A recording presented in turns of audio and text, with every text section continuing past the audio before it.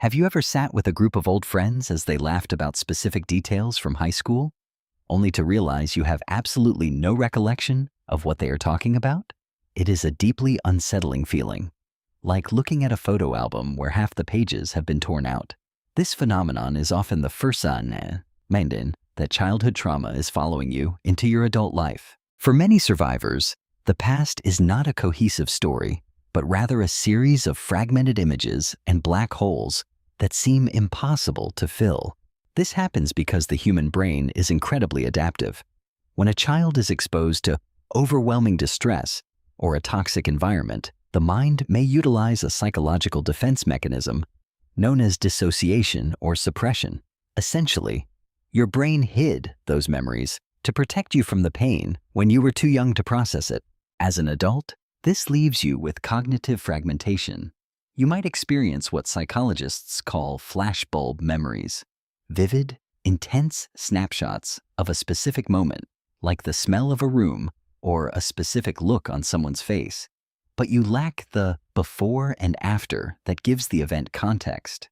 This lack of a continuous narrative can make you feel as though your childhood was stolen. While your peers can look back on their younger years as a series of fully written chapters, your history feels like a blur. You might struggle to remember milestones, teachers, or even the layout of a house you lived in for years. It is important to understand that this is not a personal failure or a sign of bad memory. It is a physical and psychological response to survival. Acknowledging these gaps is a vital step in reclaiming your narrative and understanding that your brain was simply trying to keep you safe during a time when you weren't. If this resonates with you, or if you have ever felt like a stranger to your own past, please comment the number 1 below to let us know you are watching until the end.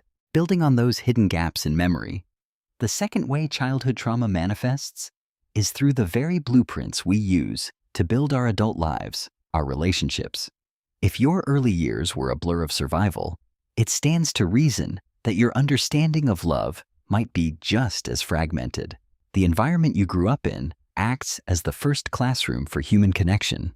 When that household is devoid of consistent love, safety, or emotional support, the lessons you learn are often skewed. Instead of learning about healthy boundaries and mutual respect, you might have learned that love is something to be earned, feared, or managed through constant hypervigilance. This lack of a stable foundation often leads survivors to adopt complex attachment styles, such as fearful avoidant or anxious preoccupied patterns. It creates a deeply painful paradox in adulthood. On one hand, you have a profound, innate longing for emotional intimacy and to finally feel seen. On the other hand, there is an intense, paralyzing fear of trust or rejection, because in your past, those you trusted were the ones who hurt you most. This internal conflict makes vulnerability feel like a threat rather than a bridge to connection, often leading to a cycle of pushing people away just when they get close.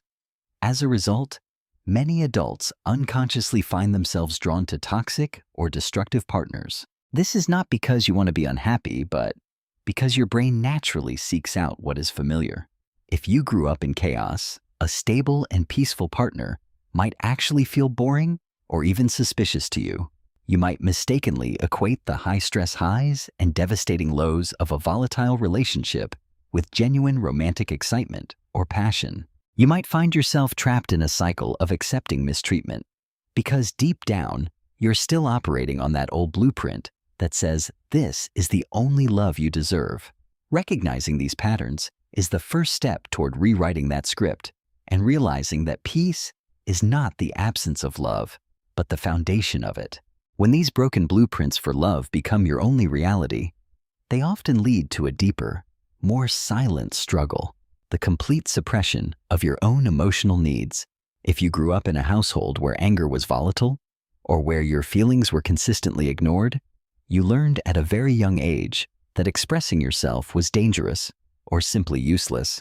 To survive, you had to bury your emotions deep underground. You learned to become invisible to stay safe. However, as you transition into adulthood, these survival tactics from your past transform into a heavy weight that prevents you from forming honest, healthy connections with the world around you. Because straightforward communication was never modeled for you, or worse, was actively punished, you may find yourself terrified of direct conflict. You might feel that speaking your truth will lead to abandonment or an explosion of anger. Instead of saying, "I'm hurt" or "I need help," you might resort to passive-aggressive behavior. This isn't because you're trying to be difficult. It is because you lack the tools to be direct. You might use sarcasm, silence, or subtle withdrawal as a shield, hoping someone will notice your pain without you having to risk the vulnerability of naming it. This internal suppression creates a toxic cycle where emotions are bottled up until they eventually leak out in self-sabotaging ways. This can hinder your professional growth and ruin personal friendships, as people around you may feel the tension but won't understand its source.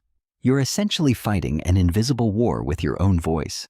Breaking this cycle requires acknowledging that the quiet you maintained as a child is no longer necessary for your survival as an adult. Your needs are valid, and your voice deserves to be heard without fear. If you've ever felt like your voice was locked away, type "listen" in the comments right now to unlock it. When your voice remains locked away and your needs are consistently suppressed, that internal silence is rarely empty.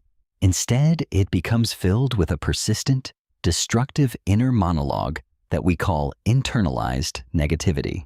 This is the fourth way childhood trauma follows you. It transforms the critical voices of your past into your own inner critic. Trauma doesn't just linger in your memory. It infiltrates your very thoughts, convincing you that the mistreatment you endured was somehow your fault. You may find yourself carrying the harsh, convincing words of abusive caregivers as if they were objective truths, leading to a debilitating belief that you will never be good enough, no matter how much you achieve. This deep-seated insecurity creates a foundation of emotional instability that feels like living on a permanent roller coaster. Because your emotional development was disrupted by trauma, you may struggle to find a middle ground in how you feel. On some days, you might feel too much, experiencing hypersensitivity where a small critique feels like a devastating blow. On other days, you might feel not enough, retreating into a state of emotional numbness or dissociation just to cope with the stress of existing. This isn't a character flaw. It is a direct result of a nervous system that was never allowed to feel safe or balanced. This disruption in emotional regulation often leads to impulsive decision-making as you search for a way to either feel something or stop the pain. You might experience random outbursts of frustration or anger that seem to come from nowhere, but in reality, they are the result of years of bottled-up pressure finally reaching a breaking point. Without a stable sense of peace or self-worth, every day feels like an uphill battle against your own mind. Understanding that these voices are not yours, but echoes of the past, is the key to finally stepping off the roller coaster. If you're ready to quiet that inner critic today, leave a heart emoji in the comments to show yourself some much-needed kindness. When the internal monologue is hijacked by negativity and your emotions feel like an uncontrollable roller coaster, you eventually arrive at the most profound consequence of childhood trauma, the erosion of your true identity. If you have ever looked in the mirror and felt like a stranger was looking back, you are not alone. This is the fifth and perhaps most challenging way trauma follows you into adulthood. For a survivor, identity is often described as being as slippery as a fish. The harder you try to grasp who you are, the further the answer seems to swim away.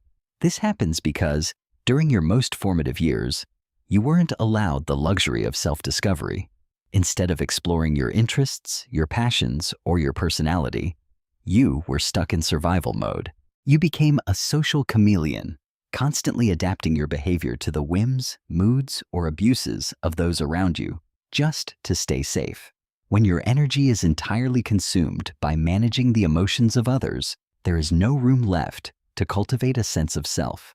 In adulthood, this manifests as a hollow feeling or a persistent sense of being lost, as if the person you were meant to be was eclipsed by the person you had to become to survive. However, the most important lesson to take away from this journey is that your identity was never destroyed. It was simply paused. All the symptoms we have discussed, the memory gaps, the toxic relationship cycles, the suppressed emotions, and the harsh inner critic, are not your personality. They are survival strategies. The path to healing involves slowly peeling back these protective layers to find the resilient person underneath. You have the right to define yourself on your own terms, separate from your past. While the road to recovery is a process, every step toward understanding these patterns is a step toward reclaiming your life.